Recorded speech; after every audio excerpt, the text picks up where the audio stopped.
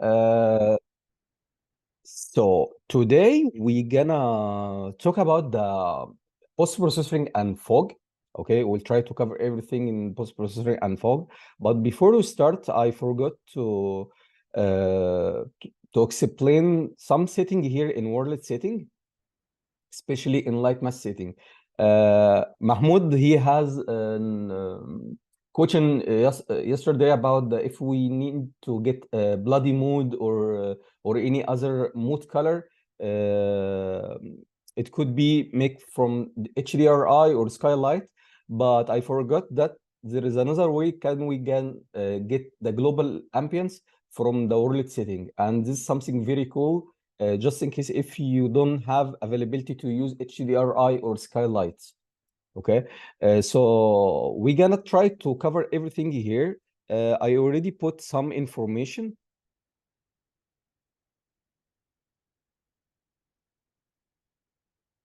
Let me open this.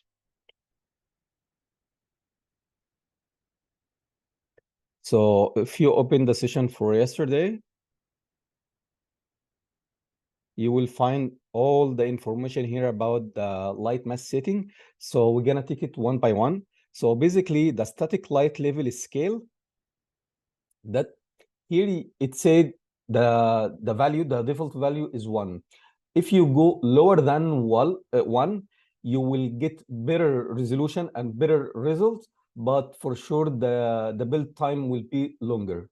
Okay, so if you keep this as 1, oh, it's okay, it will give you nice result. But sometimes when, especially when you work in the interior scenes, or you really need to have clear image, you can tweak this level scale.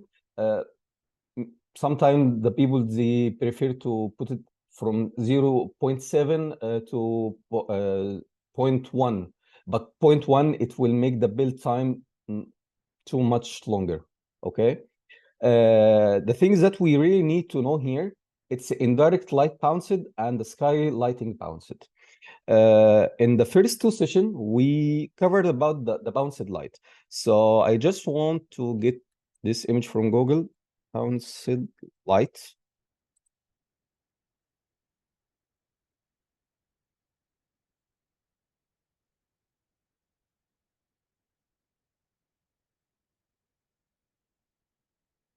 Yes, okay, that's best example here. Okay, so as you know, any source light, when he hit any surface, this light should be make something is called bounced. The bounced that gonna affect from your material and effect on your the light intensity. So for example, we have the light source here. So the light source hit this surface, this wall, and this wall should be bounced some light, and the bounced light should comes from the bottom and also bounced up again. So in this setting, it tell you how many times you need your light bounced light. Okay, because now we are using the baked mode, not the dynamic mode or lumen system.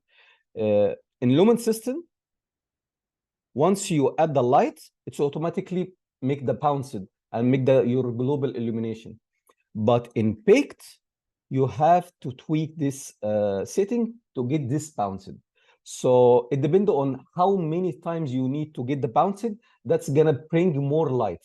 So if I put this value as 1, so that's mean the light gonna bounce it only 1 time. Okay, that's mean, let me just explain this. Now I have this spotlight. Okay, and this spotlight hit the ground surface. So what gonna happen when I say 1? The light gonna bounce it to this wall 1 time, and for sure it's gonna bounce it to this wall too. Okay,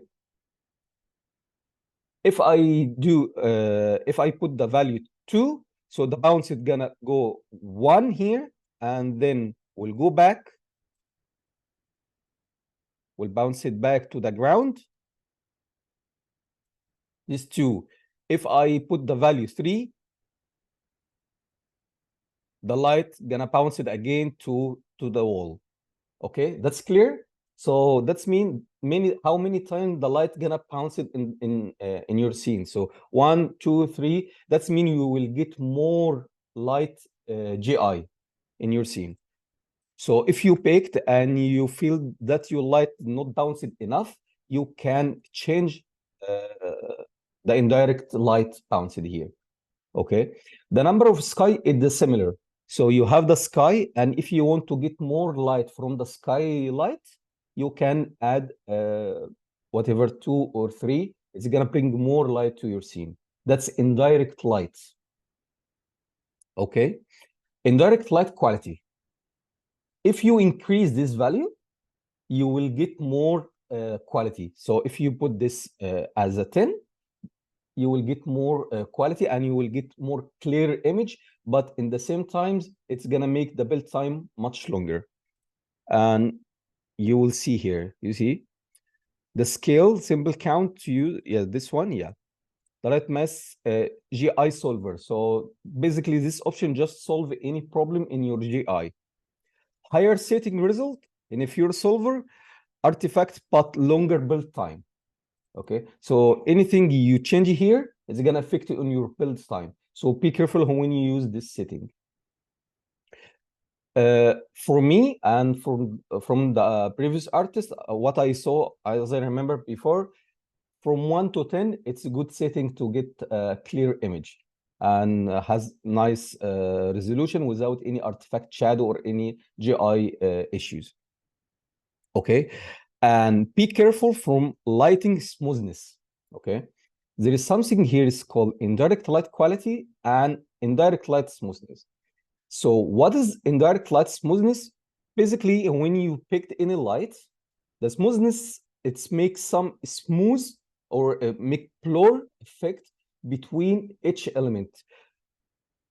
Which if we go here, I think, yeah, that's good example here. You see here, we have some artifact shadow in the GI. There is no way here to just see the GI, right? Okay, anyway. So we have artifact shadow here. So if you change the light smoothness here, it could be help to hide this issue. But the issue that's gonna happen, your ambient occlusion and some details will disappear. So don't try to use this as much. You can keep it as 1. And some people, sometimes they just put is 0.5 to get more quality. If you missed some details in your scene. So smoothness, don't go over 1 because you're gonna lose all the information from the ambient occlusion and some details in your assets too. Okay, this one, environment color. Do you remember when we used the skylight to get the global ambience? So I'm gonna hide this. You see, I still have blue color, but from where did it comes? It's basically from the environment color. So if Mahmoud, he need to get bloody mood, or for example, you are in the cave and this cave has a volcano. Okay, that's mean your global ambience should be red or orange. So to get this mood, it's very simple. You can just change the environment color to get something like, let's try to bring it red. Okay, so this red, and from here you have environment intensity. This option, it works similar than the skylight, but the skylight add reflection, but this option doesn't add any reflection to your scene. So if I open this, you see, we get some reflection here in your assets. You see this reflection? But without the skylights, you can't get reflection. But this option we use in the games, mobile games in performance, for example, you can use it if you don't want to use the skylight, because the skylight, it will never be useful in the mobile games. So you can use the environment color. And let's see if we picked. So I'm gonna pick now and we'll see. So, and also environment intensity, as you know, if you add more intensity, that means you're gonna bring more light to your environment. So that's the same option like skylight. It's bring global ambience.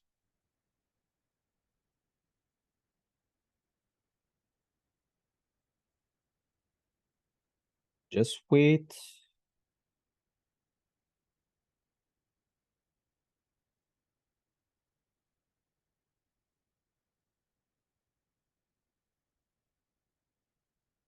Until the bit finish, so we can go over the other setting. So we don't need anything here, diffuse post or volume lighting method, but we can focus on this one. Use ambient occlusion. If you remember yesterday, we talked about ambient occlusion during the bake. So the ambient occlusion basically it's to get some dark edges between each element that you have in your scene, which is gonna make something like fake shadow and add more details between each element, like what you see here. Boom, you see, now we get some bloody mood just by using the environment color. Now, in my case, I have moonlight, so I can match. Can go back here. I can match the moon color and just say build.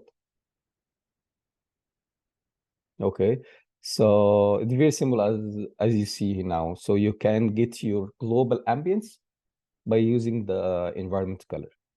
So by using the ambient occlusion, in Pict, you will get more ambient occlusion. So that's mean that the ambient occlusion will be picked on your Lightmass texture. Okay, if you turn it off, you will just get some ambient occlusion in the engine. But if you export your maps for the games. So if we build it and say build and submit, that means you need this package. You package your games. You will never get the ambient occlusion because the post processor doesn't work with the package. Okay, so if you need to get ambient occlusion, you can use ambient occlusion, especially if you are working in the mobile games, for example. Okay. Here, generate ambient occlusion material mask. You can generate another textures here, which is gonna have mask for ambient occlusion. Some artists use it for purpose like to add something in the edges, or they need to add some details, or for the composting, they use it in the composting side. But this is very old way, so no one use this for now. Visualize material, visualize it, ambient occlusion, we don't need to check this one. Compress lightmass. This is something very important. If you keep this option on, that's gonna try to compress your textures to get low size. Try to make your games has low size, and also it's gonna lose some resolution from your games. If you have a game, it's a big game, and this game have 5 maps, which is could be 5 gigs, but you need to compress this game in 3 gigs, for example. So if by using this one, compress light mass, it should be compress your texture. This texture, it could be 500 megabytes, but with the compress, probably it's gonna be 100 mega or just 50 megabytes. So it's gonna compress your texture, but also you will lose some information and some resolution from texture. So if you just working as a visualizing and you will never package your games, you can uncheck this, but for sure it's gonna affect on your time build time. Okay. Volumetric light mass cell size, you normally I'm always keep this value the same, but this for the volumetric light maps. If you have any volumetric comes from the fog, you can change the cell sizes here, but this is not useful, so you can keep it. I never use it before. Okay, here that's pretty much you need to know. Just focus on the first three things here, or four. So static light to get more quality or more resolution, a bounced light to make your scene more lighter or more darker, the quality, indirect light quality to get more quality for your scene, and solve any GI issue like what we have now. We have a lot of GI issue. So this is all artifact. If we change the quality here, for sure it will fix it. Okay, because you see here we have a lot of GI issue, and part of your work to solve the GI issue. In any game, you will get bunch of bugs in GI, and it's gonna be a bit tricky to solve this. So that's why yesterday I showed you the idea here for from the light mass resolution, because as you're lighter, if you get this and you already tweaked all the setting here and you still get a GI issue, that's mean you have to check the resolution for the light maps texture itself. Okay, but as I said yesterday, it should be the part of the environment. The environment artist, he has to make sure that the light maps resolution it's correct. But anyway, in the practice time for this week, I need from you to pick this map, okay, and add your lights and try to solve any GI issue in your map. Just make sure that you don't have any artifact issue here, okay? Tweak these levels, these options. You can switch, you can add more indirect light quality like 10, and from here you can put the value for 0.5. It should be fix all this artifact. Okay, so that's pretty much for this. So now we're gonna start talking about the post-processing. But before we start, do you have any question? Anything is not clear for you?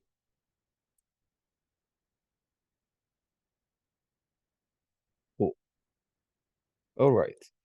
So let's go here.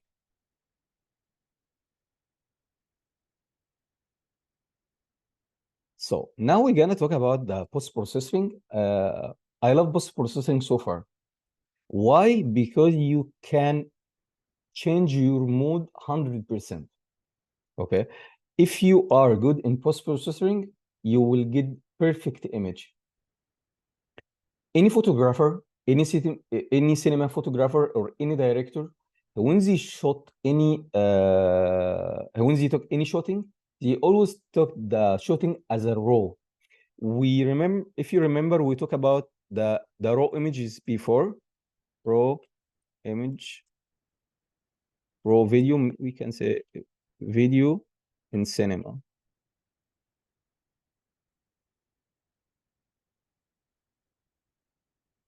So if you check this, normally when we took any video as a video or image, they always capture as a raw and put the camera in raw setting. What is the raw setting? Basically, the raw setting, it gives you the pure light, the pure colors. There is no any post-processing in this image. There is no color grading. There is no saturated. There is nothing. Just clear image like this. And for the composer or the whatever the cinematic artist, his work to just tweak this setting to get the modes that we are looking for. So that's mean you can shoot your scene at the day, and by using the post-processing, you will change it to the night. And this happened in the TV series and some movies. So there is many shots they just shoot it in the daytime, and by tweak some setting in the post processing, you will change it to the nighttime. How we change from day to night and how we get different mood by using post processing. In Unreal Engine, we have some nice post processing controls, and also there is another way to use Photoshop. If you don't good with the post processing in Unreal Engine, we can use the post processing in Photoshop. And sometimes I really prefer to use the Photoshop to get more controls in my image, and I will show you how to do this. So firstly, mobile depth of field, don't care about this, we will never use it, but we can start with plume effect. Plume effect here, it's something very cool, which is you can add more foggy effect or more hazy effect on your lights. Let's try to tweak this effect. You see, we can get some nice plume in your scene, but many people they use this that much in their scene, but actually that's really bad if you use it that much. So try when you use this setting, be smart to use like 1 or 2 max, but 3 or 4, that's too much. That's too much plumbing. But you can use it if you have a scene like a dream, or you need to get the mood like we are in sunset time and it's romantic time. So you just need to get some this bloom effect in your scene. But with the plume effect, you will get blending between your assets. That means you will lose some information in your assets or some details. But in the meantime, it gives you some nice effect, especially in here in your light props. You see this without and this with plume. So we always use the plume effect to just get some like the fog effect or plume effect in your emissive lights. Okay. The advanced, that's fine. Keep the advanced. The exposure. Okay. What is the exposure and how the exposure works? Any camera has something is called exposure. The exposure, there's something in the camera. It what can I say? It's basically it's like the lens has different has a hole, and if you make this hole bigger, that's mean your camera will bring more light from outside to your image. And if you move this hole to make it smaller, you will get less light. So the exposure basically it's bring the light from the natural from your environment to your camera. Okay, and this is the same thing it's happening here. So if I add more exposure, so we can search here exposure camera.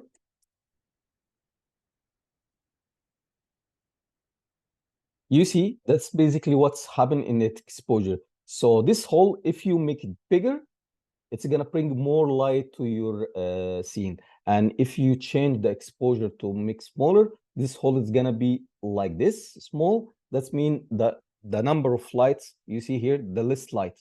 So now we have more light, and here we have less light. Okay.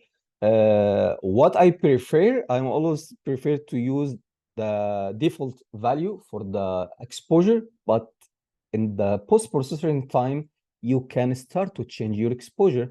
For example, now I feel like that's too bright or too dark.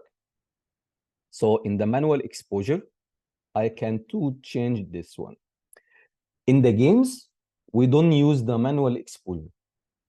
Because if you have a scene, interior scene and exterior scene, which is you need to bring more light in the interior, and when you go outside, you need to get some balance between the sunlight and your environment, and that happen in Uncharted games, what's called Tomb Raider. They always use auto exposure. So the auto exposure basically it's try to make the balance, automatic balance between the outside and inside your the scenes. But you see now we have too bright exposure. So if we change the exposure now to 1,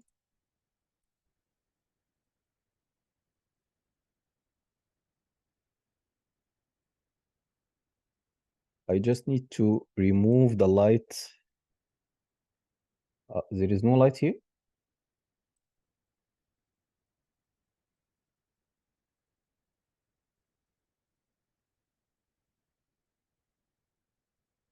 Because this open too is not dark. But basically, when you use the auto exposure and you have an interior scene, and if this interior has less light, when you go to the interior, it will try to bring more light.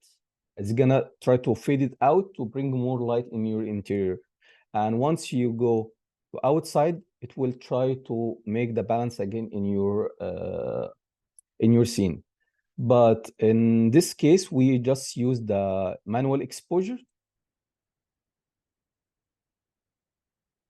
Okay, and keep it as 10. But in the games, they always put the exposure as auto. And there is some tweak here in the exposure you have to work, but because we don't have any interior and exterior, so it's gonna be hard to change these parameters. But maybe after I will try to have two scenes, interior and exterior, and we'll tweak this setting. Chromatic. Was it the chromatic works? Basically, when you capture any image, this image should be has something is called RGB. The RGB color, RGB color. Okay. So basically, any image has this color. It's RGB, and after the RGB color is compared in one image, you will get the colored image. If you missed any one of this color, you will never get your color like colors. So that's mean if I have where I can go, maybe here, saturation. So for example, the saturation now has 1. 1, that's mean I have a fully RGB color. But if I start to tweak this, the saturated, I will start to miss some RGB color from my scene. But what I have to know here in chromatic, it's an option to give you effect that when you capture any image, there is an edge should has some RGB artifacted, and this artifacted should be visible here. So let's see if we add this. You see in the edges here, we have something like the hazy effect, and it just bring 3 colors from the RGB, which is sometimes we can use it in the nightmare. If you have a scene nightmare, like in Max Payne, they use this effect to get, oh my God, I just wake up or I'm nightmare. Okay, so you can use this, or even for sure you can use in your image to bring more realism to your image. Okay, usually I'm always use 0.5, that's max. Don't go over 0.5 if you are looking for to get a natural image.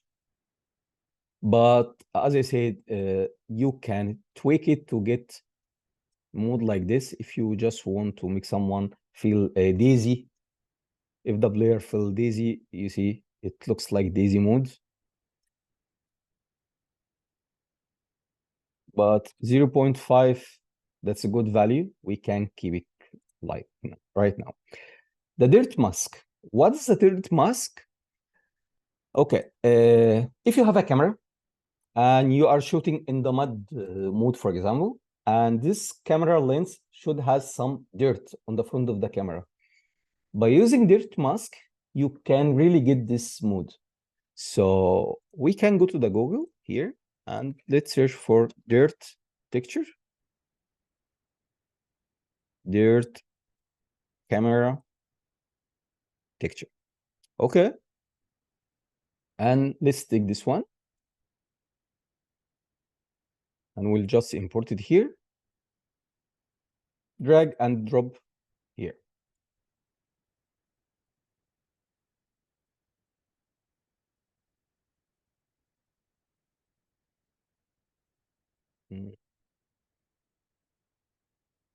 Why is not visible? Yeah, it's visible here. Yeah, start to visible here. You see now the difference between, let's add it 500, for example, to just make sure that you see. So you see here, if we put this 0 or at 200, 100, for example, we get some dirt on the camera. However, you move your camera, this is a very nice effect. Sometimes if you are in the raining day, you can add this dirt to get some dirt on your camera lens. Or sometimes I use it when I took a video underwater, for example, and I need to make the underwater is not clear. I can use the dirt effect. This is something very cool. You can use it. You see, it's give you very, very, very realism look. Okay. So we'll keep it 50 for now. Here the option for the camera. Okay. Any camera has many options. These options can change on your image completely. Okay. We have shutter speed. Okay. And the ISO. Okay. There is a lot of things here, but I can't explain everything in the camera, but I will send you the link to just understand how the camera works. But basically, any camera has the ISO and shutter speed. However, when you change this value, you will get more bright image or more darker image. Okay, it's the same things that exposure works. Okay, so even if you have any mobile, you can switch to Pro mode and you will find the shutter speed and ISO, and you can start to tweak this setting. You will see how it works. But basically, it's gonna bring more light or less light, and also it works in your animation. When you have animation sequence, sometimes it works on your motions for the animation. Okay, so here also, as I said, you can tweak this setting to just tweak your light exposure. This option is only available for Unreal 5 above for sure. So this is something very nice here because we have new options here. If you have a scene and you feel like this scene is blurry and you need to add more details, because normally in Unreal Engine, one of the issues that we're facing before, that the Unreal Engine has some blurring or low resolution effect in the preview. So there was a way to create materials in post-processing material to get some sharpening. So now I need to add some sharpness effect in my image. So let's say I'm gonna take the image here.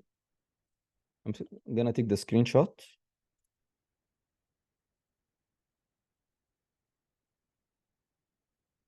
Okay, and I will open the Photoshop.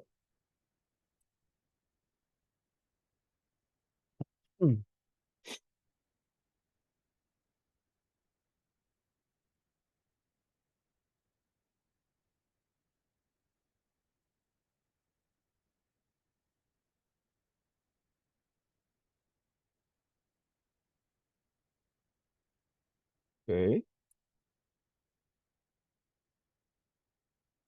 So now I have this image. I need to add more sharpness to my image.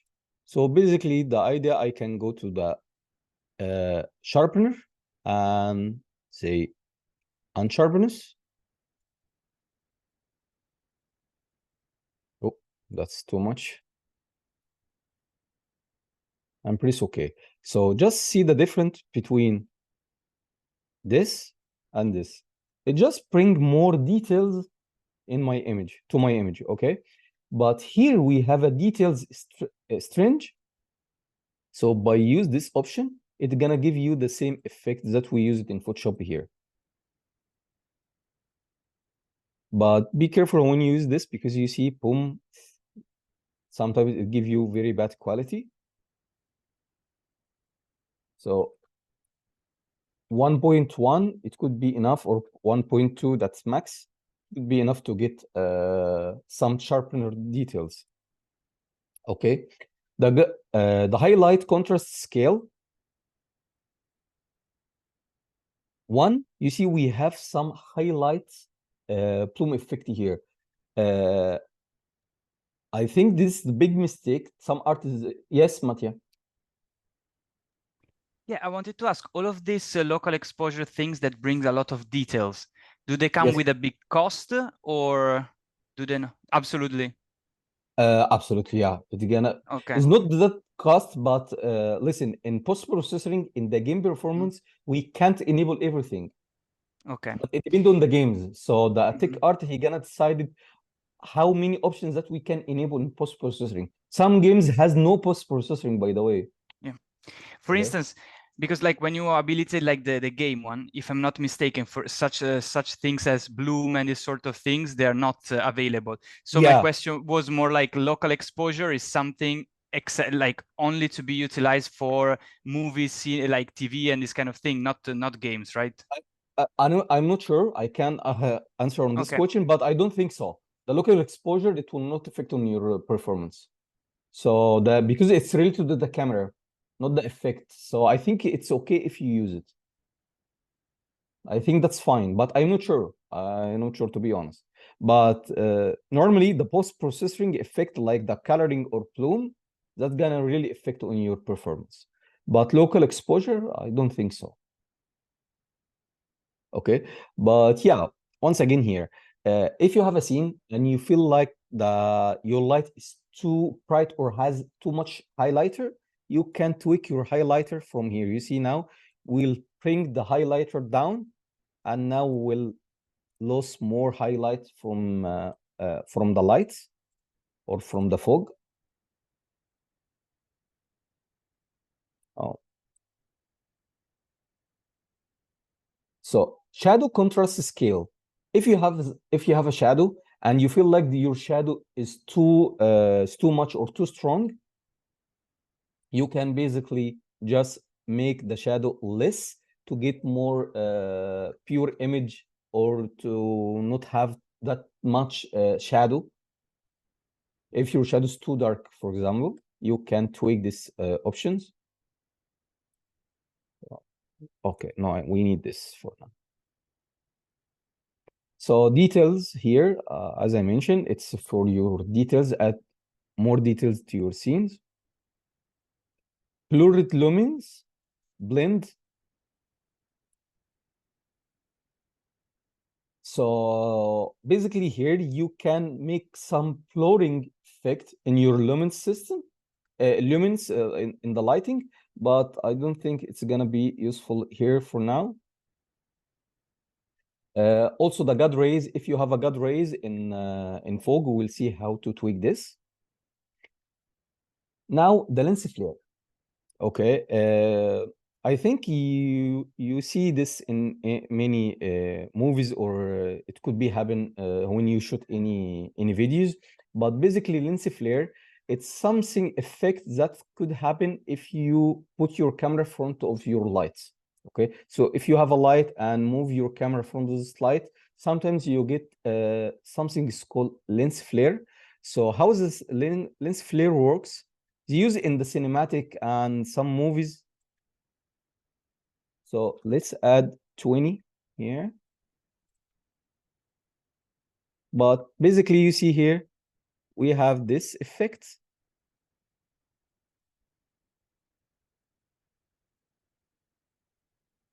I think most of you know this effect. It sometimes it happen in the movies, or if you are looking to the sunlight, you can see this lens flare. So it just effects that you can use in your scene, but again, you can't use it in the games.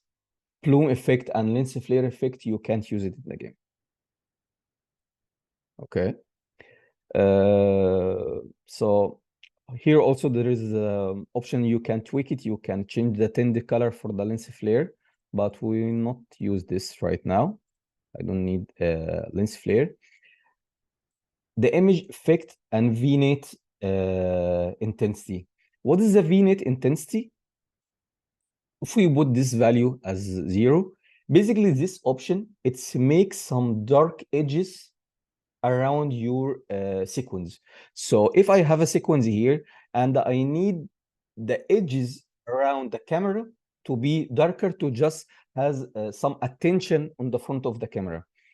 So by using this, you see it's creates some shapes that has dark edges, and just in the front we're gonna have a circle that's gonna be more bright.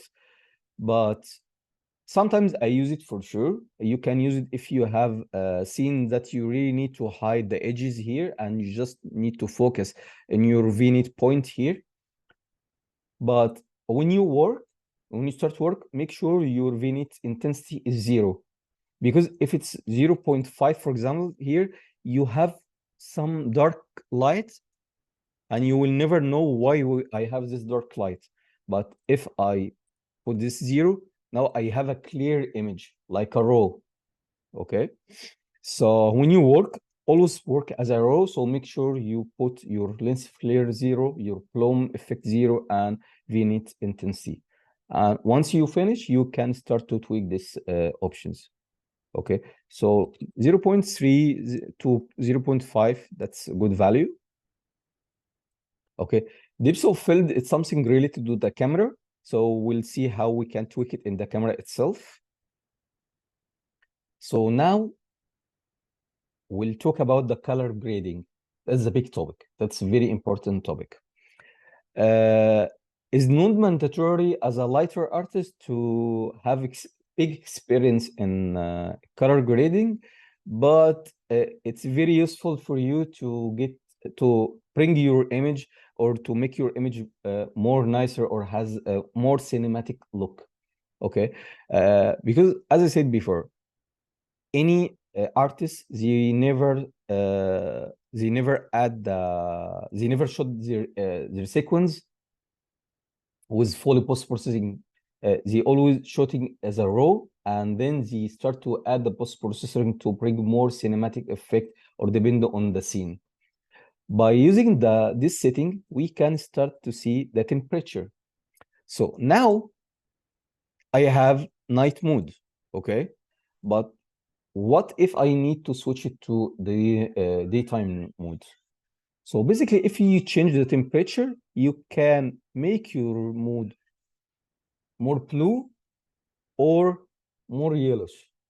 So it's the same method that we use in the temperature for the light here. So that's mean if you have the what's called the daytime light, I think I can switch it to daytime light. We don't save it any label. Okay.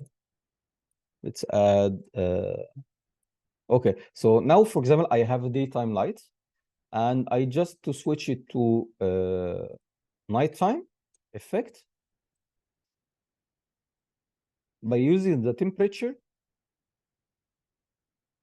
You can switch your mood to the blue, and for sure we're gonna start to tweak the sunlight intensity. We will get the nighttime mode. So this is how the temperature works. I use this when I work in underwater, because in underwater the sunlight, it's absorbed. Okay, so that's mean I can't keep the light as a natural temperature, because in underwater we start to see more blue effect because the light it's absorbed and just keep the blue light. So if you are working in underwater scene, you can move your temperature to something for 5,000 or 4,000 to make your temperature more bluish. Okay, but if you are in desert, you can switch your mode now to more temperature, more yellowish. So here I have like Aladdin scenes, and this scene should be in desert. So I can switch my temperature to make it more yellowish to bring more gold effect and more desert effect, you know, because in Middle East, each what's it called? Each country has some specific color. So if I asking you now, what is the color mood for Mexico? What do you think? Green. Hmm? Orange, I said yellowish, green. orange. Yellowish green. Because the most of the movies you always see in Mexico, they has this color. It's a desert color, and that's mean too much yellow and less green. So if we write here Mexico, that's correct. Mexico color grading, for example, I am not sure if it's gonna get, but yes. Breaking Bad. You see, so each country always has some specific color. So if you are in Mexico, you can simply use the post-processing to get the Mexico mood. If you are in Saudi Arabia, for example, you can get similar mood like this one, for example. If you are in Italy, they always have some nice sunshine and some greenish and what's called saturated. They have also saturated color. We can say here Italy color grading. You see, we'll get some nice saturated and some beautiful color. So each country, you always has some specific color grading, which is you really need to know about this.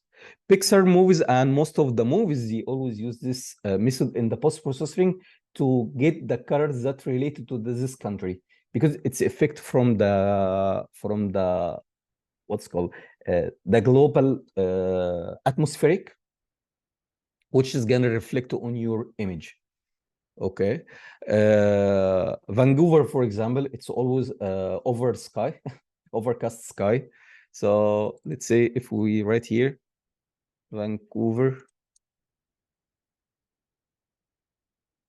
See? Overcast sky. So try to always know where this place and what is the color grading I have to use in this place. Okay. This is something very, very important. Let's go back to post-processing. Just wait. Who send? Okay. Yeah, let's go back here. Tint, you can make your scene has some more greenish, or you can just tint color that you can really get some greenish. Sometimes I use this in the action mode. For example, if I have action sequence, and most of the action sequence, they always put some greenish color. So I can just add the little bit of tint color, which is can bring more color as a greenish. Okay. Now we have this options that we can tweak it, global and shadow, midness, and highlighter. Okay. All of these options, they have the same thing, the saturation, contrast, gamma, and gain and offset. Okay. So the saturation, if you're seeing, as I said before, you working in the cartoonish mode, or you have a mode that has more contrast or saturated color, like in Italy, for example, you can add more saturation to your scene from the global here. So now I bring more light, or I can make it black and white if I need. Okay, so saturation here, it's basically just add more saturation color to your scene.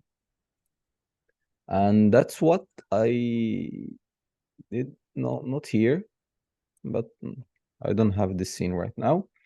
But yeah, so just add more saturation or less saturation. If you remember the first session when you talk about the color harmonies and the color grading in Pixar, when he was happy in happiness time and their wedding time, the color was too bright and too saturated. So always you can telling a story by add this. So if you are in happiness mode, that's mean you have to add more saturation color. If you are in madness mode or depressed mode, try to have less saturation. Okay. The contrast, you can get the contrast to your image, but also from the contrast here, sometimes I use the contrast here to get more effect or change my effect to my image, you see. But again, it's need a lot of practice and you need to get some reference to just see the mood and the concepts that you are looking for to get. But from here, for sure, you can switch or you can tweak your image from here. Okay. From gamma also, do you remember when we talked before about the gamma, you can add, bring more light to the dark area. So from the gamma, also you can change your mood like this. Okay. The gain and offset has the same thing. So you can add more light, less light. And when you change, you can change your mood completely. That's why I tell you in the beginning, work on your scene as a raw, and then from post-processing, you can start change your light mode and the colors too. The shadow also, if you have too much shadow and you need to change the shadow color, if you are in action mode, Matrix, for example, Matrix use the green color.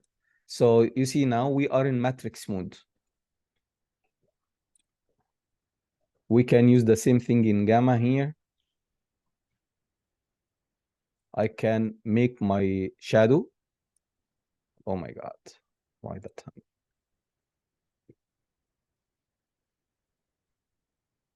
Okay, you see, it just reflect on your image, final image.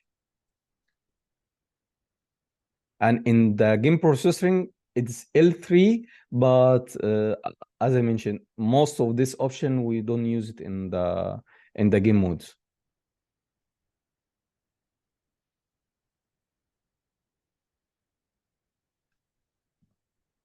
Okay, so it's the same thing with the highlights. If you have too much highlights, sometimes I'm really use this in the high. I just go to the highlight here. I don't know why that's happening. I just bring the highlight down, you see, boom. Or you can add more highlight to your scene. Okay. There is something here, it's film and shoulders. So basically, if we tweak this, you can get this like a raw image. This is basically like a raw image. So if you are looking for to export your image and start to work in, to add post-processing in Adobe Premiere or Adobe After Effects or any other composer software, you can just keep your slope here 0.5. And that's what I am always prefer to use. Put as 0.5, we have a very raw image. If you compare this between this one and the raw image in the photography, raw images. See, it is similar, as similar. So now let's say I'm gonna take the screenshot because we need this effect.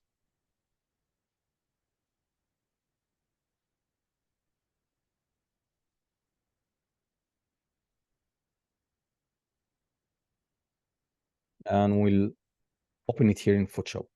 So now if I need to add more red color, for example, for this flag. So if I go here to selective color and I keep this red. You see here, I start to add more red color for this one. Or even I can use curve to start to add more contrast. This one is too much. Okay.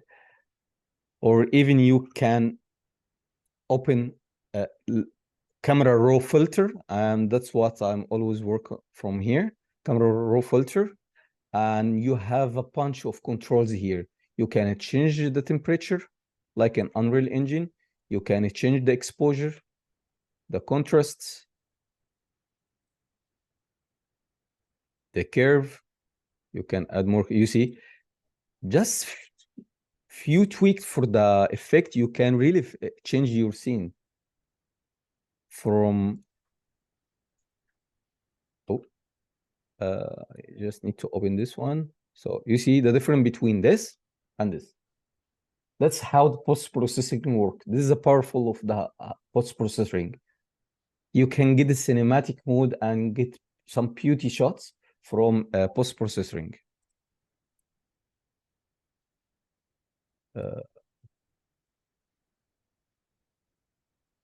All right. So let's go back here.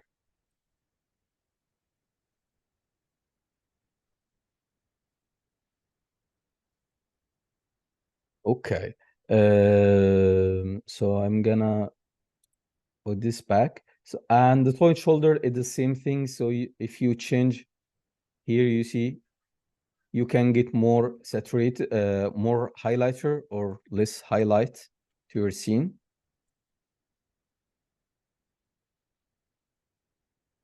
And black clip also. You can add more black or more white, but this doesn't work. Okay. So this everything here in post-processing.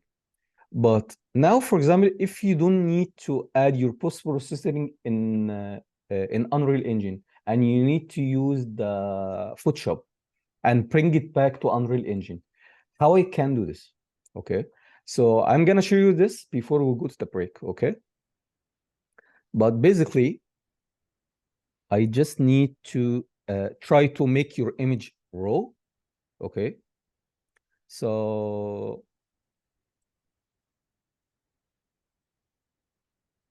I don't know why the Photoshop is too heavy. Oh, Unreal Engine, sorry.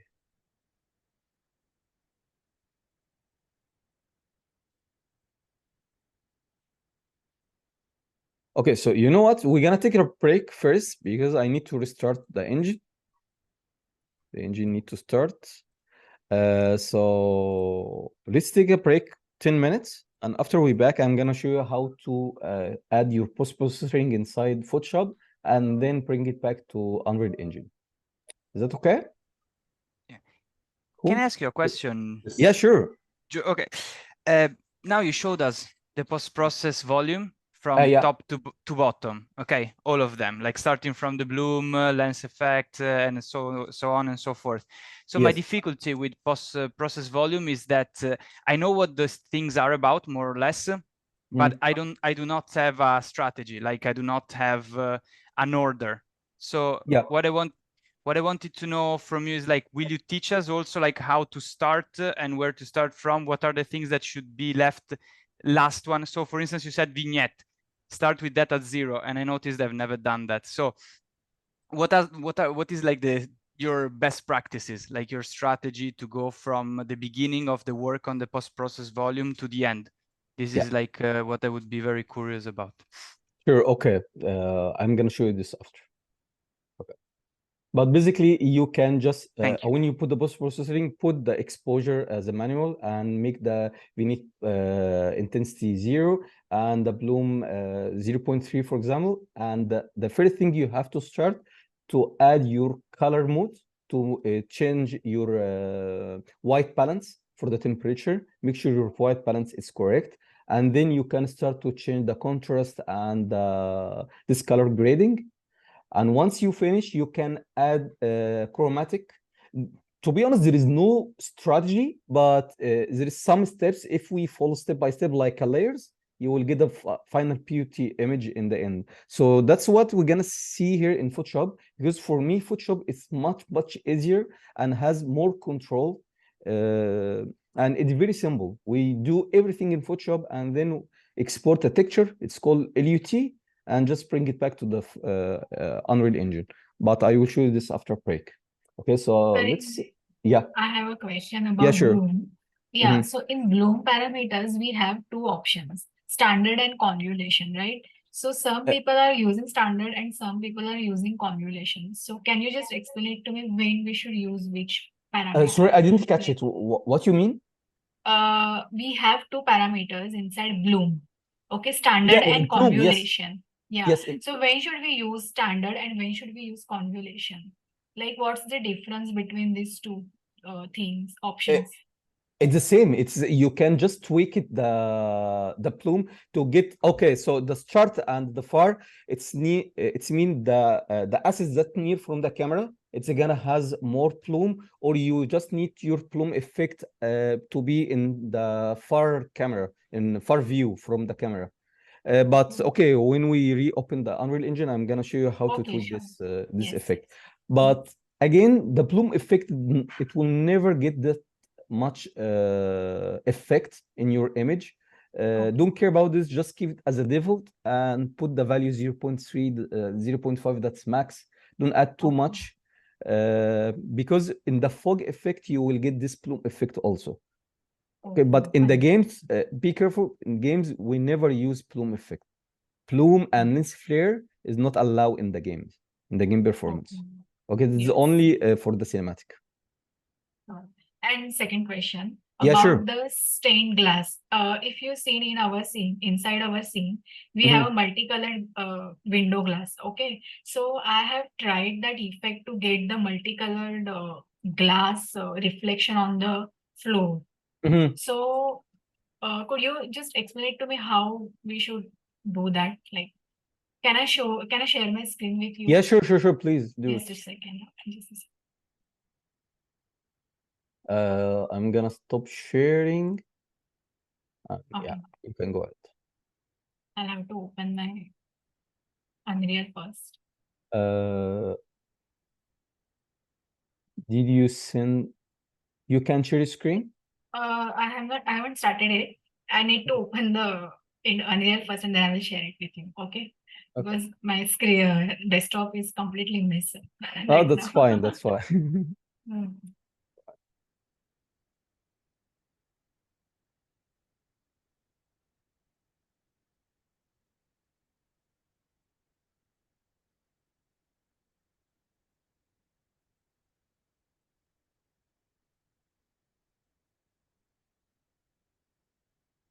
I'm gonna pause the record. Where is the record?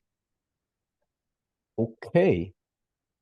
So yeah. So now we're gonna cover how to make the post-processing inside Photoshop. Okay. So before we start, as I mentioned, we have to put our image as raw. Okay. So make sure your plume effect doesn't has that much. Okay. So 0.5, that's okay. Chromatic, I put the chromatic 0. I make the exposure default 10. Okay. Everything is default here.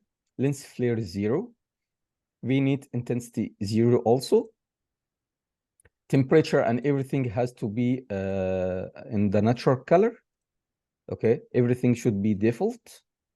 So now my scene is ready to export to Photoshop and start to add my post-processing on it. So let's take this image. And yeah, I forgot one more thing. Before you take any screenshot, we have something called screen percentage. Screen percentage, when you change it to 100, that's gonna give you the full resolution and details for the full screen. If you put to 200, that's gonna add the double of resolution in your screen. So if you need to get very high resolution for your image, you can put this 200, or you can keep it 100, and from here you can add 2. 2, that's mean it's gonna take the double of resolution of your full screen. So if your full screen now it's 4K, so that's mean if you add 2, it's gonna be 2K, but your image is gonna take time to export, and it's gonna be as a big size. So I will keep it for now to 1. Okay. Now I'm gonna open the Photoshop. So how I can add my post-processing in Photoshop and export it to Unreal Engine, there is something called LUT texture. So if you search in Google for LUT texture, you will find something called using lookup table here. Okay. So when you open, you have 2 different textures. It's very small textures. So this natural, which is what we are looking for, we're gonna copy and or save it on your PC. And here it just give you the difference between by using LUT texture or by this tuned LUT. And here also you see you can use this this template. If you need to get this mode, you can use this template, or if you need this mode, you can use this template, but we're gonna work on our own templates. So just find the image. I'm gonna add my image here. Okay. And the LUTs that we just exported, that we save it from the Unreal Engine. So I'm gonna bring it here and just leave it in any place here. Or you know what? No, we'll remove it.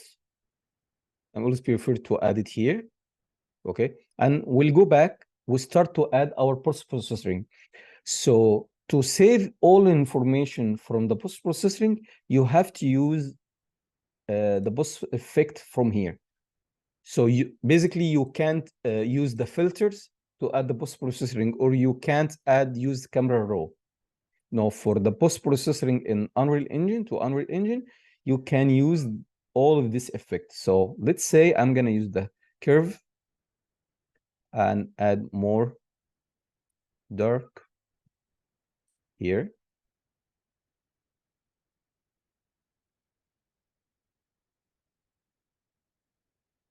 So I'm just trying to make some effect.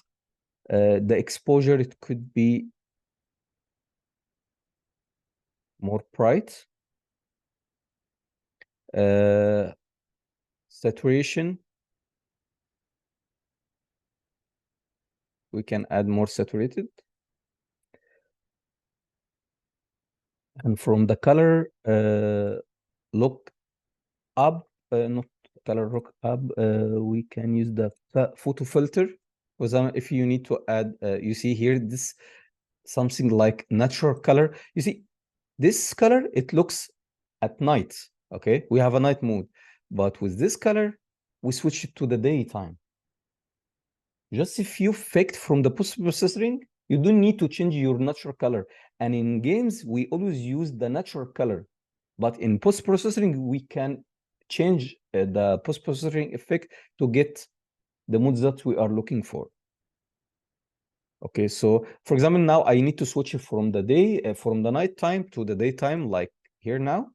Let's add more contrast, not contrast. We could add, okay, so let's say I'm gonna add more curve. Okay.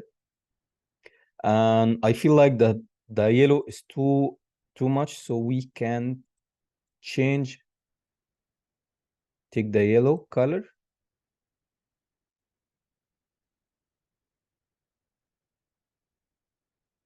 To just get some natural, you see, this too bright, but now we start to feel it's more natural color. Okay, so let's say that's what I am looking for, and this is my final image, and this is what I need to have in Unreal Engine. So basically, I'm gonna take this here, okay? From Control Alt and minus or plus from the keyboard, I can just change the size. Yeah, that one we can keep it as a 40. Now we have some beautiful image. Okay, I will select all the post-processing, control and drag and drop here. Okay, then Shift Control E, which is gonna merge everything in one layer, and I'm gonna save this as my post-processing, for example, and save it as JPEG, PNG, or TIF. TIF, it's a raw, so let's try to save it as TIF.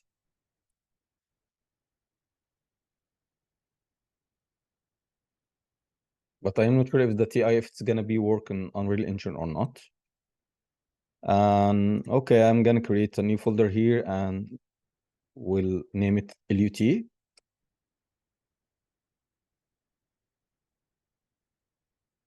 Okay, it's imported. So now I have this image, but I can't drag it and drop in post-processing. So you need to do something first. This is very important.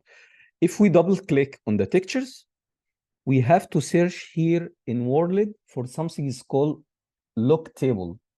Okay, color lookup table.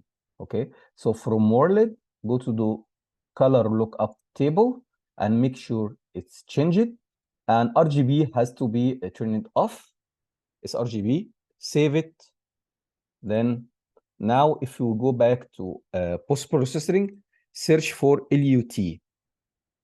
Okay, we'll go down here. We have LUT intensity grading and LUT texture. We'll drag and drop this here. Boom. You see the same effect.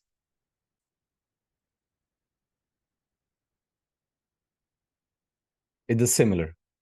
So we got the same effect in Unreal Engine. Now my scene is ready. Boom. You don't need to use anything in post-processing. So it's a good idea to use this in Photoshop to just have textures, because just imagine we have 5 scenes in your environment. So it's gonna be hard to create 5 post-processing, and it's gonna be too messy. So you can create one post-processing and put it in default value, and from post-processing LUT texture, you can create your own post-processing and just import it to Unreal Engine and put it here. From here, I can start to add some vignette, for example. I can add some chromatic, 0.5, it's okay.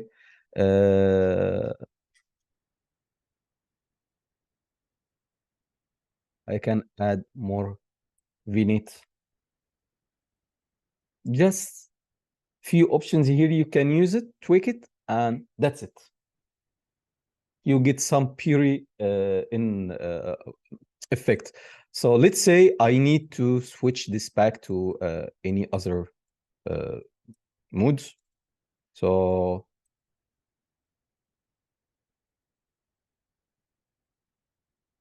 let's say this mood could be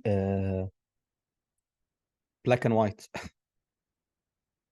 So if you need to have the same sequence, but in the old mode, so I need to put in black and white, you can do the same, or you can use the post-processing, but this just one option. Let's say we're gonna use this one, and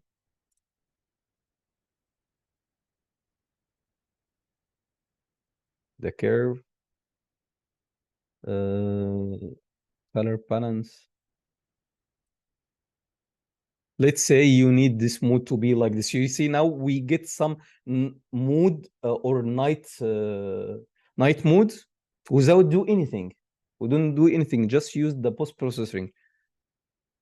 So we're gonna do the same. Let's go back, remove all of them, and just, oh, no. Select this and add it here. Shift to Control E, save it, and let's say blueprint, night, old.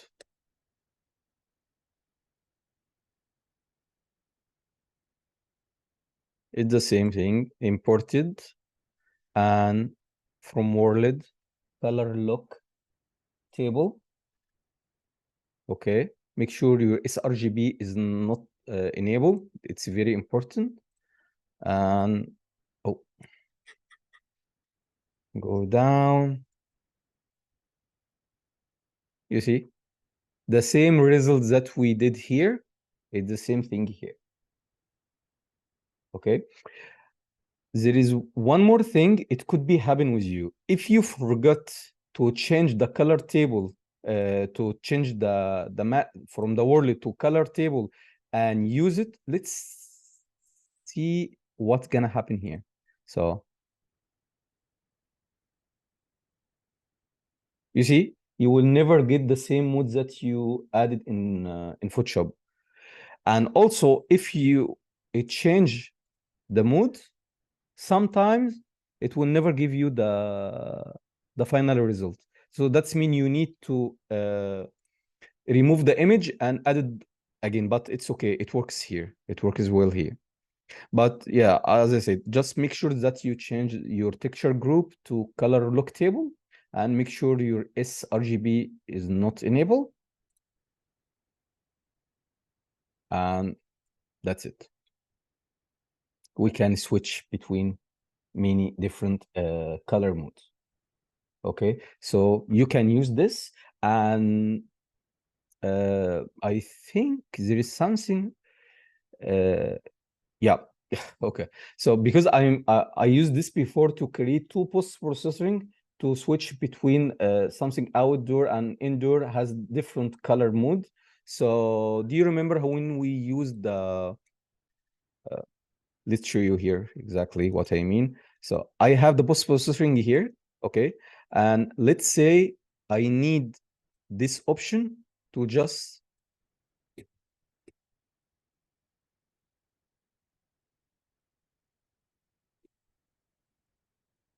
what's wrong with Photoshop? I was Unreal Engine.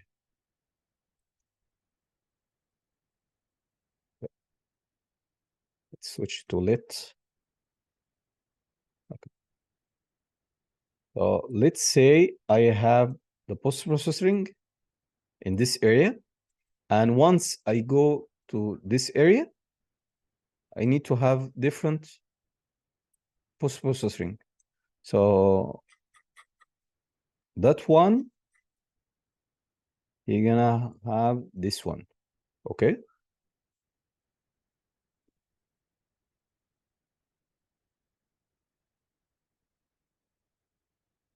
Oh, sorry.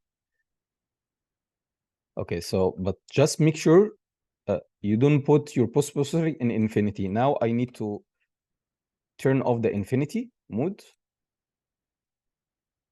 Okay. And let's see what's gonna happen here.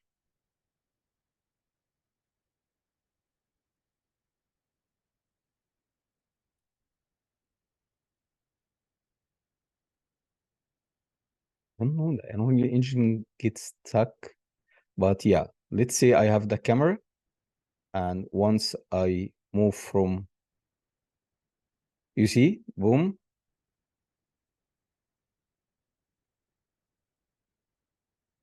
We switch it. There is a blending mode here, but I don't know why the Unreal Engine is too heavy. So if we go back down, and to post-processing volume setting, okay, we have blend weight, which is you can change to 30. You see now? It's not cutting. No, we're gonna have some blending effect. You see? It start to blend it. Boom. So that's mean you can create many post-processing in your scene. You can create a specific post-processing for your interior. You need to, your interior to be more bright or has some specific color, or you need the interior to has more saturation. So you can create post-processing for this area, and then for the exterior you can create another post-processing, and this option is only available in Unreal Engine. I wish if we can get this option in our engine, but we don't have it. So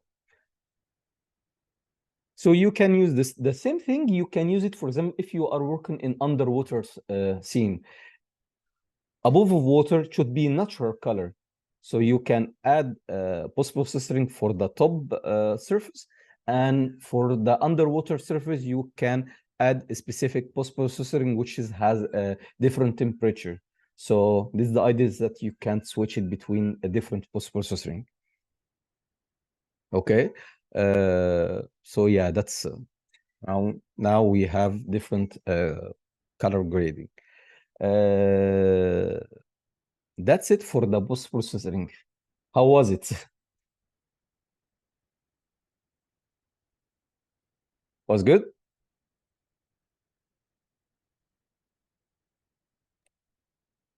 Cool. All right. So before we end the post-processing, if we go to the infinity, just bring it back to the infinity.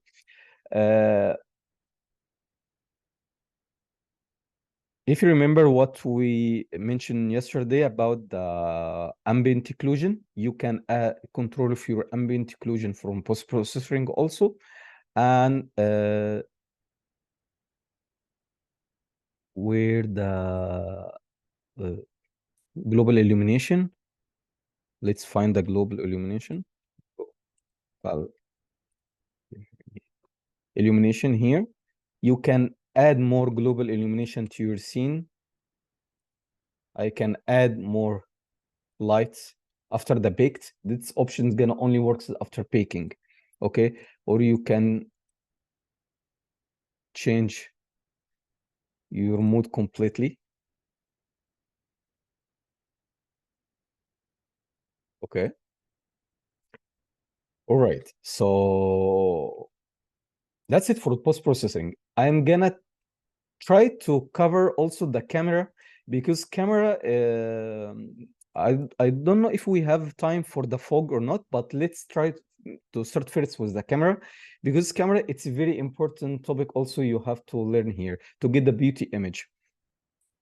I'm gonna show you some tips to just give you some idea how we shot the image to make it cinematic, to get cinematic look.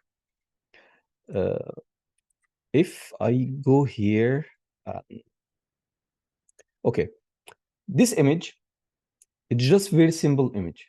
Okay, I made an Unreal Engine. I just put branch and bug and shoot the image.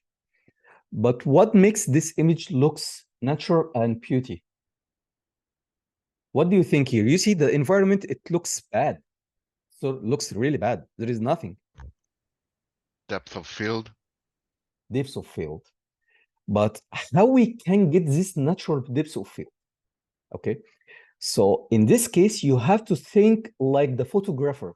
Okay. If you look at any photographer that they took the natural image for the bugs or for the animals, they always use the camera that has two big lens.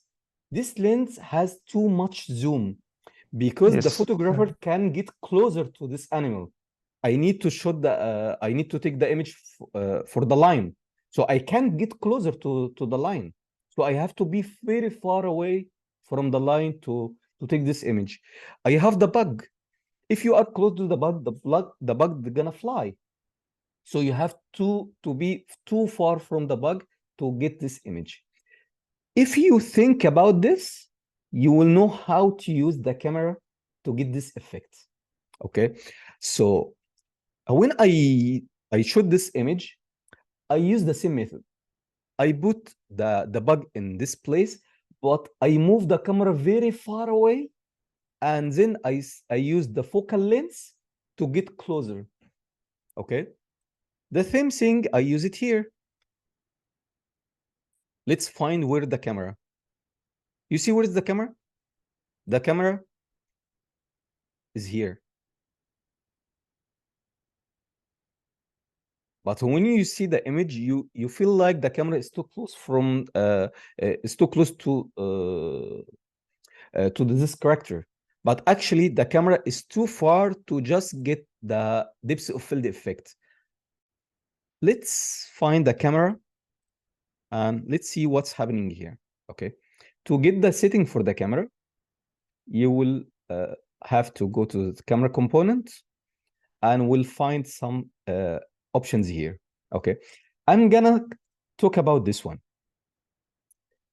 Lens setting. Lens setting is which lens you need to use.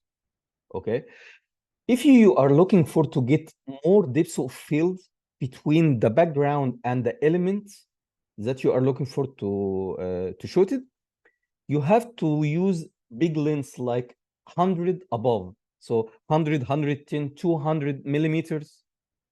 Okay, this lens gonna give you zoom, more zoom, and also it's gonna make the background too close from the element. Let's see how that works. If you look at this image, you feel like the background and the character is too close, right? But actually, if we turn this off, the character is too far from the background. But by use the lens, let's go back here. I'm just gonna use the universe. You see, when I start to change the lens focal, I can get the zoom. So now this is the camera well located.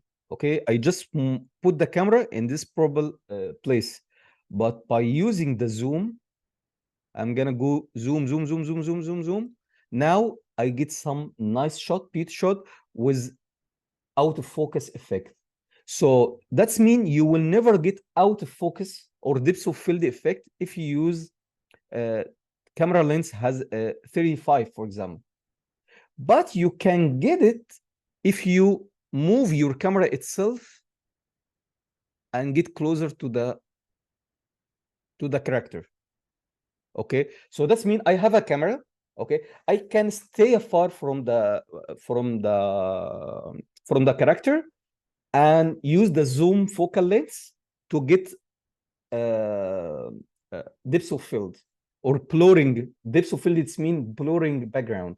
Okay, or you can move your camera and make your lens focal as 35, 55, because in cinematic they use this.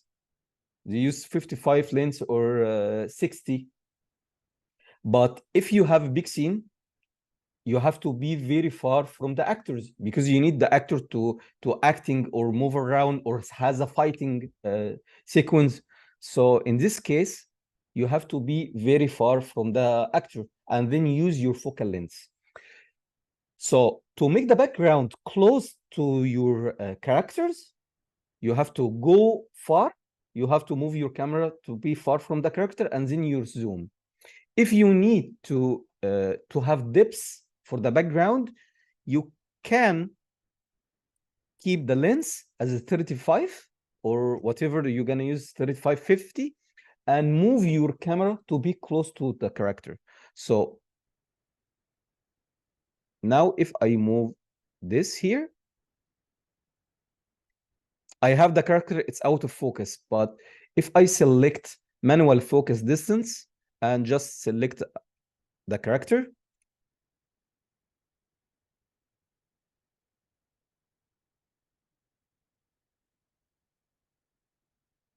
you see, I get the focus, the character, my This man, it's gonna be focused, and the background is gonna be out of focus. So basically, as I told you, the idea here, if you need to make the background more close or more far, this idea is used in the exterior scenes more. So if you have a shot on mountain, for example, and you need to get the mountain too close to you, or you are shooting an image and you have a wheels, for example, you know, the wheels that in UK, for example, you have this big wheels, and you need to make these wheels very close to you. You can move your camera very far and then use the zoom, so that's gonna bring your background too close to you. Okay, so that's mean from here, current focal here.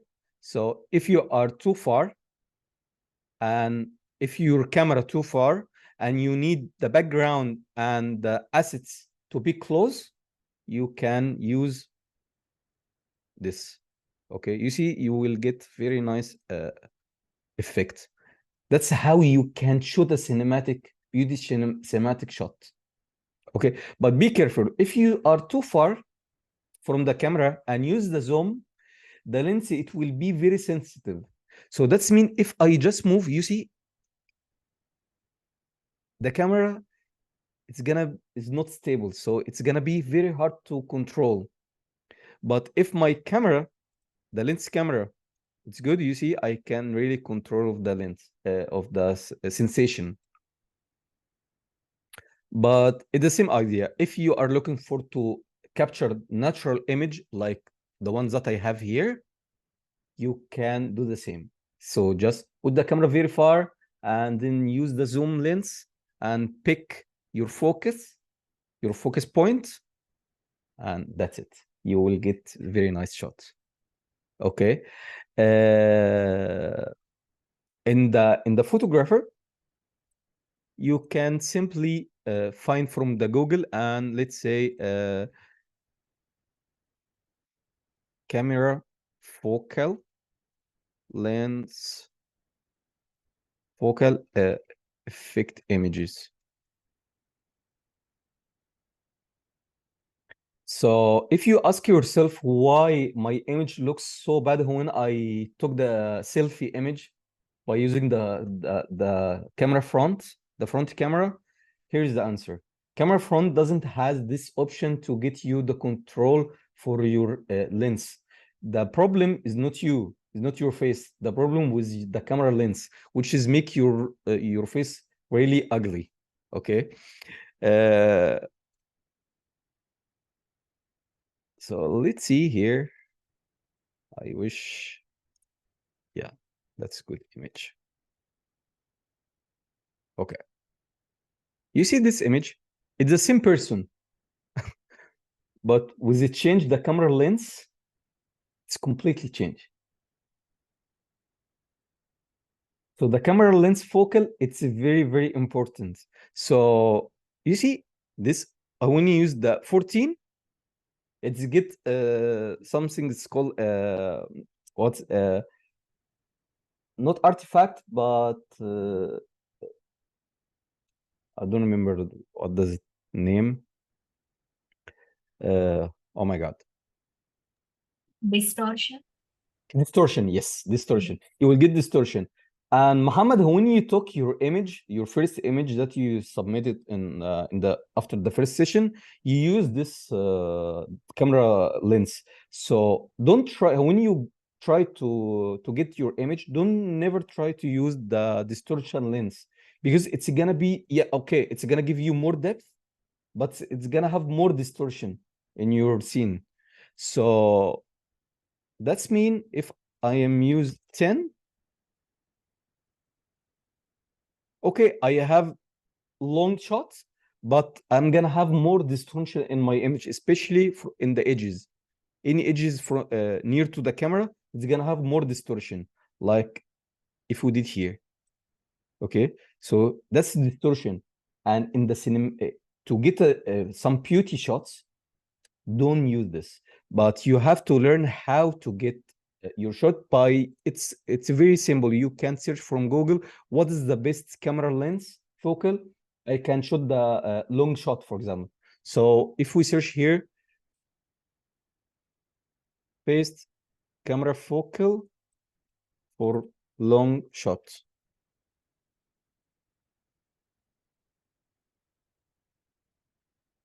You see, it's starting from 18. So 18, 24, 35, so until to get 300 millimeters. Okay, here it's a good idea to know how to use the lens. If I am looking for to get some depth of field. Okay. You see, there is many things related to the camera in the cinematic or in photographer image. As you lighter, it's very important for you to understand how to get this, how to use this. So if you are shooting as a cinematic close shot, you can use 100. We can even use this. If you need to switch it to automatic mode, you can use different lens here. So this lens 105. Okay, so that's mean it's long shot. I need to use medium shot. I can switch to 200. Now this medium shot, or I need to use sort of close shot. I can switch to universe, and from here 300. It's gonna be close shot. And this is how the directors use the camera. To use long, medium, close, medium, close, long. So that's how it works. So always use the lens to get your beauty image. Okay. So from here, you see the image completely different. Completely different. Now I have some nice beauty shot. I have some nice fog on the background. And that's it. That's all you need. But just imagine if you take the image and you don't have any experience in the camera. So let's say I'm gonna be close from this character, and we'll create camera.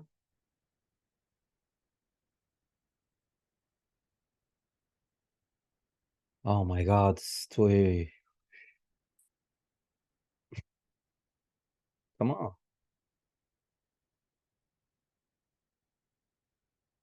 Okay. And yeah, one more thing here. There is option here. Okay, it's current adapter. Always keep this to 4.2 to get the similar default value from the exposure, because when you use the camera, you will find you have more light and you don't know from where it comes from. So you can put 4.5, I think, or 4.2. It's gonna be the default value. This one is I think 4.2. Yeah, 4.2. Yeah, you see, it's the same value. So just put the current adapter in the camera as 4.2. So now let's say I have no experience in camera, and I took my shot like this. And let's say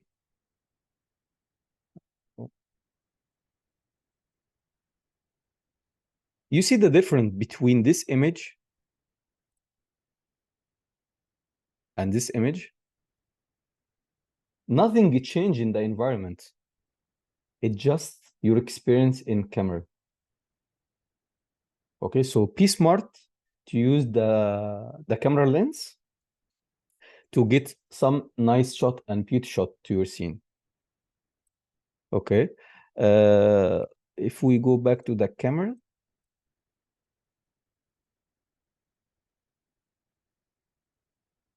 Okay, yeah, as I said, the focus also you can change from the manual. You see here, you can change. So let's say you have two characters some in cinematic shots, they have two characters, one in behind and one in the front, and you want to bring the attention to the person that stand behind. So you can simply in this level sequence. So now I am focused on the character in the front, so I can switch to the character in the back. I will get more focus. So that's how you can use the cinematic effect in your post-processing. Okay. Here we have a crop setting.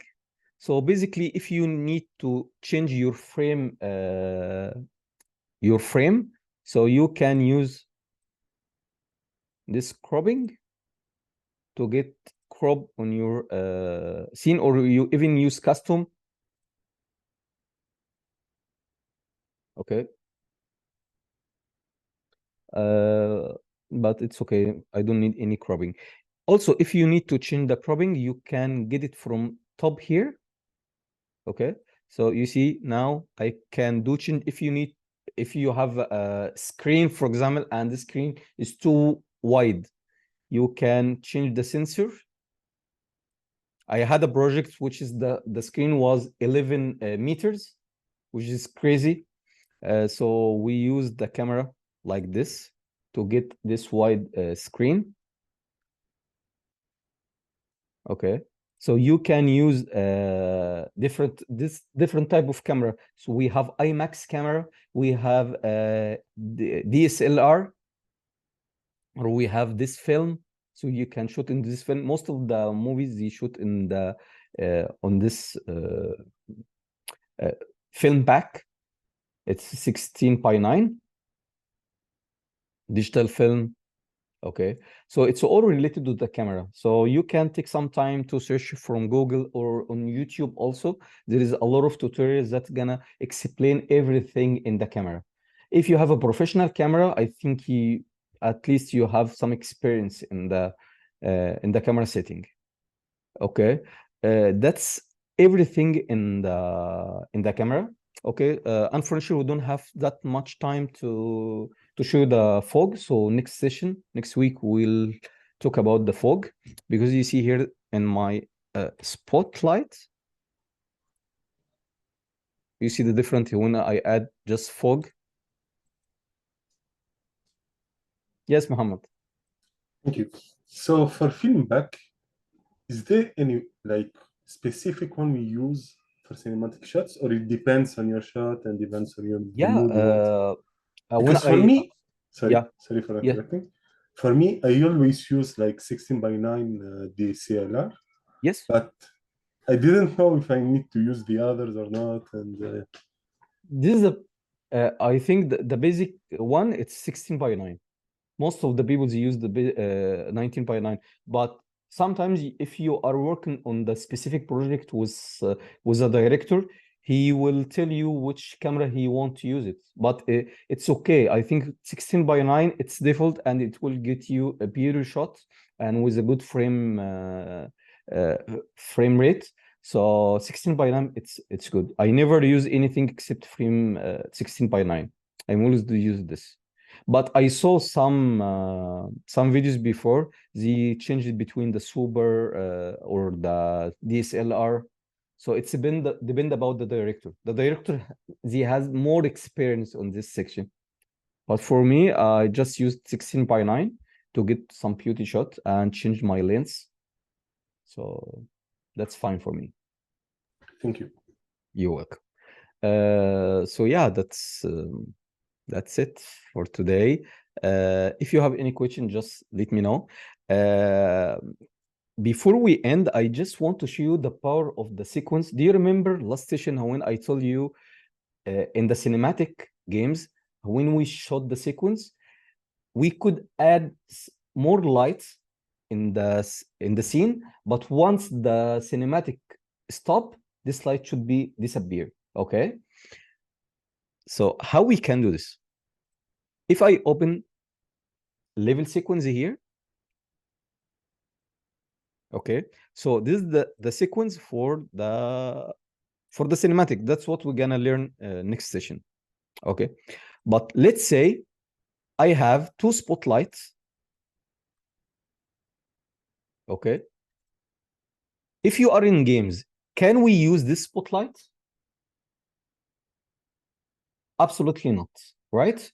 Because this spotlight has fog, weird fog, and also it might be effect on the performance. So what I can do if I need to just make this spotlight work in the cinematic, simply you can put this value 0 and add this here.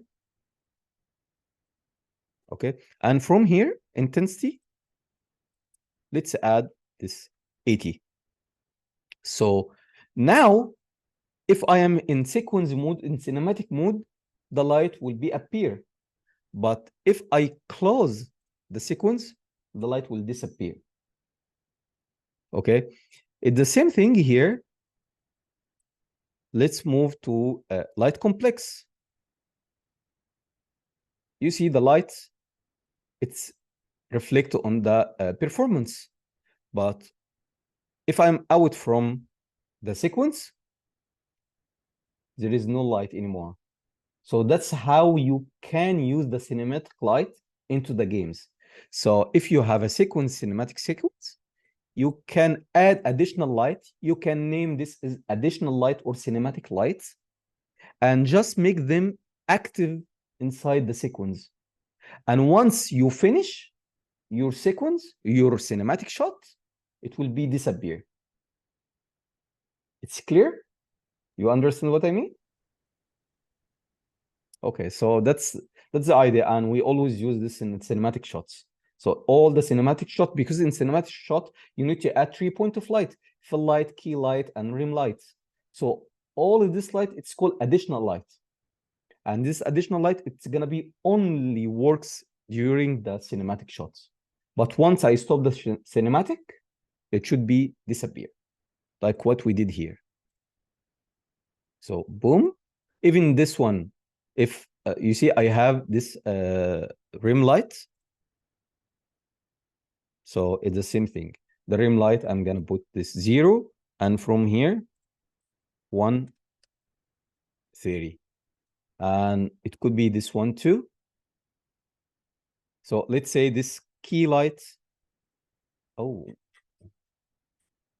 okay, I'm gonna keep this one. So let's say this key light, this fill light, and this rim light. So this 33, but from here I will add the same value, 33. So now I have cinematic lighting. Did we add this one too? Okay, let's add this one, this fog. So 80.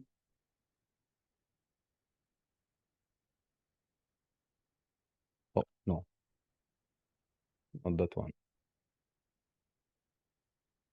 Number 8, yes, number 8 is here. Okay, so if I close this light still exists. Number 7. Okay, so, and this one too, 0. So now if I'm out from the cinematic, there is no additional light, but once I turn on the cinematic, I have this additional light. And you can call them this additional light or cinematic lighting, put them in a specific folder and call them rim light, key light or fill light and rim light. We're gonna have another session for the cinematic, so we'll cover all of these techniques. So yeah, that's it. Okay, cool. So yeah, we done. I wish this week, if you can do practice on your work, just try to work on this new scene like Brandia did. Try to get into the baking side, add some light props and bake them and try to solve any problem. Share the image with me. Take your time, try to get some reference and look at all the assets here that you can use it. You can add the light comes from the window. You can add the light comes from the window. You can add the light comes from the moon. Just try to use some additional light. Don't use only sunlight or moonlight. add more light, to bring more life to the to this place. With the fog, you can add local fog. Okay, so sorry, you can add exponential fog. If you need to add the fog, you can add exponential fog and put them in the default value. Don't change anything, or you can play with the setting to see how you can get some nice fog. But next session we'll talk about the fog and we'll talk about the cinematic. We'll see everything inside the cinematic and how it can be change our scenes. And also we will see how we can make animation camera with camera shake. So that's gonna bring more life to the camera. This is a plan for week 4. And that's it. I wish you like this session, and yeah, see you next week. And have a wonderful weekend. And yeah, so if you have any question, just let me know before we end. If not, we are ready to go. Cool. Yes, Maz. I want to ask, when can I say I have finished that shot? Yeah. Huh? When? Yeah.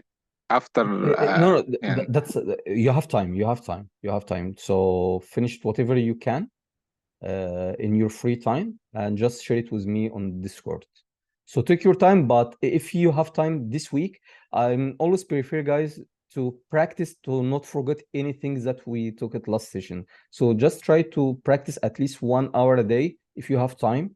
It's gonna good for you to not forget everything we took it, because it's what we learned this in this workshop is not that much to forget it.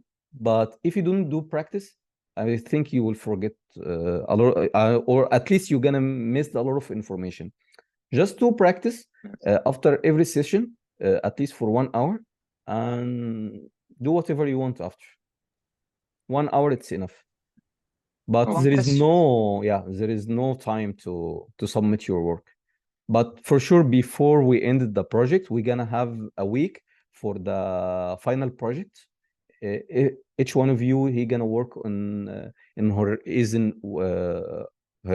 his own project, his own moods, and in the end we're gonna export 30-second or 1 minute max for the video, and then I will compose all this video in one video to make a show reel for everyone.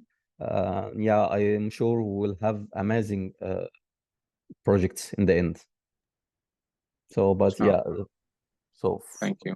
week 6, it's gonna be for the final project, and also we're gonna have a sessions, some private session to show you the workflow in the industry if you need it. If you already have experience in the industry and you don't need to meet this, that's fine. But yeah, I'm add additional session after the workshop.